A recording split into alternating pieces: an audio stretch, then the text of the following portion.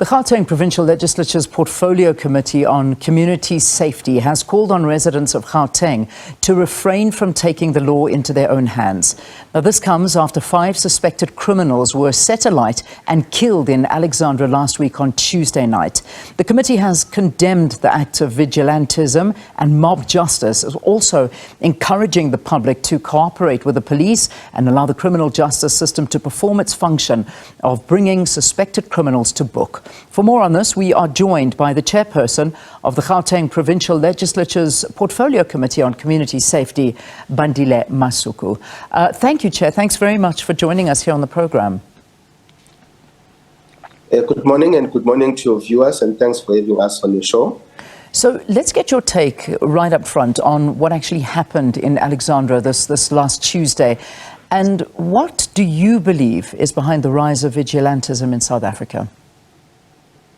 You know, it is alleged that the group that was caught has been terrorizing the community, and there seem to be an inaction from the police. And it's something that they've been reporting to the police, and the community took the action that we saw. But we think that the act of vigilantism actually increased because of the trust, a deficit trust that has been lost between the police and the communities. Say no more. I mean, you've sort of just answered the question there. And what are you doing about that? Because therein lies the problem. If these individuals have been pointed out to police, it is very much so common knowledge that these people are wreaking havoc. What do you expect sometimes from the community if the police are not actually doing their job? No, we are partly, trying to pursue the police in terms of building trust. As one of our mandates as a committee is to make sure that we're able to become a bridge between the police and the communities, and make sure that we do proper oversight in making sure that the police themselves do the actual work. So in cases that are highlighted like these ones, are cases where we can be able to raise them up. So in case where the communities find themselves in difficulty, where the police are not acting, it becomes important that as the portfolio committee, we are informed and we are able to raise it with the police administration. These things take too long. And Chair, I mean, I think you would agree with me on that one. Communities are frustrated. They will report these incidents. They will tell you exactly who the perpetrators are, where they stay, what they have done, and nothing happens, and they continue unabated to do these kind of things. And then eventually the community say, well, enough is enough, and they take the law into their own hands. So, you know, the biggest problem is, like you say, the trust deficit, but more importantly, to speed up the whole system where it comes to criminality and to try and stop these criminals in their track. So what is being done? We can talk about it, but what actually on the ground is being done to stop this? Actively, as a committee, we have raised a couple of cases with the police where the incidences of criminal activity has been reported and the police has not been acting.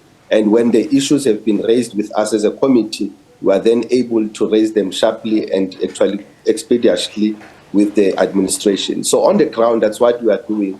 But we are also encouraging the leadership of the police to be able to be actually responsive to some of these actually comments. But this is generally one of the key things that we need to do in fighting crime, is to make sure that the police are responsive.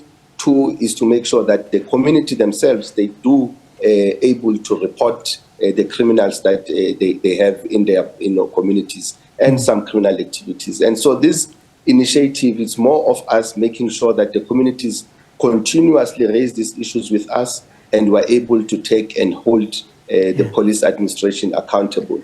And this is something that we are hoping that we'll be able to achieve with the current police administration, which sometimes they've been pretty much responsive to what we actually raise with them. All right, I want to go back to the basics and ask you a question that perhaps is the simplest question of it all. Why are the police not reacting? Why are they not doing their job? What is the problem? It could be that there's a lot of difficulties that the police are working under.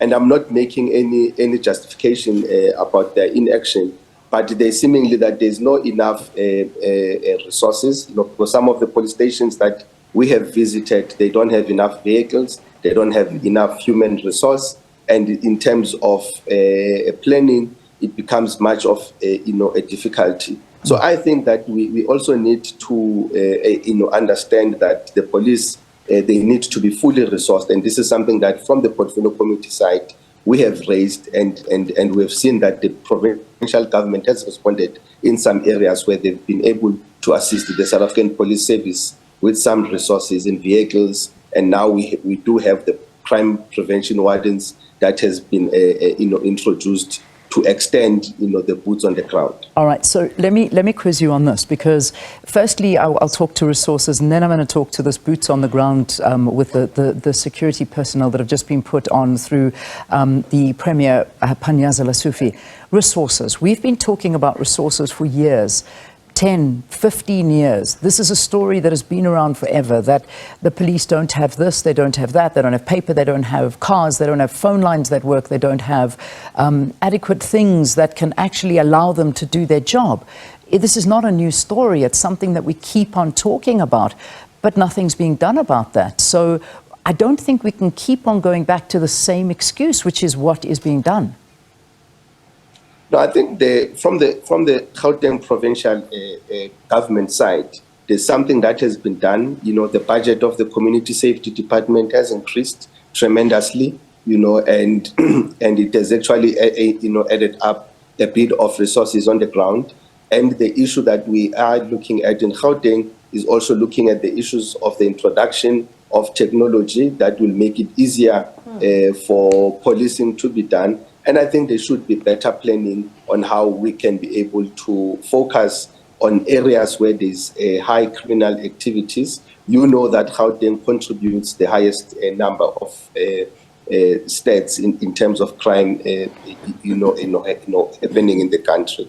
So in Gauteng, there is some movement that has actually happened when the budget after SOPA was introduced, that there was a tremendous increase on the budget. Yeah, the reality is when we look at the crime situation in Gauteng, at least one person is killed a day in mob justice attacks in Gauteng as vigilantism is increasing. This is it. And many are actually saying that the crime situation in Gauteng is completely out of control.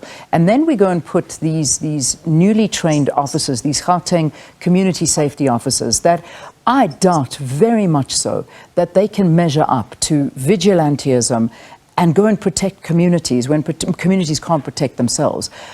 I mean, it's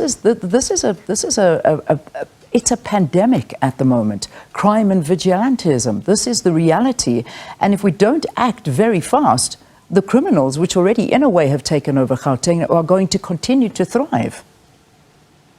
No, I think there has been a number of successes in terms of what, since the introduction of the crime prevention wardens, and maybe we should give them a bit of time to see that we can be able to assess their introduction, how effective it has been. And I think the other issue is that if we don't do take other measures, in terms of the socio-economic situation, we will not have much of a success. But it's an important thing that we need to continue to create a cordial relationship between the communities, the police and law enforcement in general, to make sure that we're able to uproot criminality. Yeah. But of course, we also need to play a role in making sure that the socio-economic situation of the country and of the province in particular is actually one of the things that we actually address. Perhaps you want to just maybe talk to us about a couple of the successes from the community safety that are patrolling streets. I mean, the only story that I'm getting is that they were complaining about not being paid. That was the story I'm getting. But perhaps you've got a better story to tell, because how are they actually assisting? No, I think they've been in part of the patrolling in terms of increased visibility of law enforcement. And in some of the instances, they've been able to participate in the, in the raids that have actually, happened in and around the East Rand, where they've actually caught, dark drugs peddlers, and they've always been part of those patrols. So in terms of visibility, it has shown that it can deter a bit of criminal activity. But I think let's give them time. I think it's too early for us to make a serious assessment. But let's give them time and see how it will pan out. Yeah, the thing is, we as a province, and certainly the bigger picture as a country, don't have time, because as we're talking about this, people are being burnt and killed on the streets of the country. So I don't think giving anybody time right now. It is now action that is honestly needed. And Chair, I don't think I'm telling you anything that isn't true. Just getting back to this community safety, the officials working there, who do they actually report to? They are actually part of the team. They are part of the whole team of the police stations, precinct. So in terms of the planning of an area, of policing of the area, they are actually commanded and instructed by the police, South African Police Service on the ground, and they are the part of the teams that actually are there. So they are not necessarily a separate force from the police service, but they are actually part of the people that augment and are under the control and function of the South African Police Service. Yeah, you know, the reality is, I'm looking at some of the crime statistics that came out, and I think this was for the last 3 months. These were the latest stats coming out. Is that 102 vigilante murder cases were reported in Gauteng over the last 3 months of 2022. This is just me looking at some of the figures that were released. That's obviously not the current figures that are out at the moment. So when we look at the cause of vigilante attacks, I mean, we've spoken about the fact that there's inadequate policing. This is the reality, is that communities may report it, nothing is being done. So communities take the law into their own hands. And this is the result of something that is not working and that is broken. So in order to curb this and to try and make this better, has there been interaction from as far as national government to say, well, look, this is what's going to happen. We're going to put the army out there. We're going to curb crime as soon as it happens and not wait for it to just get worse and worse. Yes, I don't think the army will be a solution in this regard, and I think the police we just should better resource them. And we have realized, you have quoted the stats from last year, and we have, like we said, in the first quarter of this year, when we did the crime stats review, we saw that there was a marginal decrease in some of the serious crimes that actually occur in our province, and I think it's something that we're looking at. But if you look at what happened in Westbury and Eldorado, there was a community protest that happened, and national government came in to intervene. TRT was deployed, and not that the crime has died down, but at least there is a continuous, visible, policing that is happening. So we do get when it comes from time to time that the national government do come in and intervene. And I think it's an important thing that we continue to work and call upon the communities to make sure that they work with the police. If they don't find joy, the committee is there, to make sure that we are able to actually to assist and make the police accountable if they are not responsive. All right, we'll leave it there. Thanks for talking to us. That was the chairperson of the Gauteng Provincial Legislature's Portfolio Committee on Community Safety, Bandile Masuku, calling on residents of Gauteng to refrain from taking the law into their own hands in order to stop vigilantism.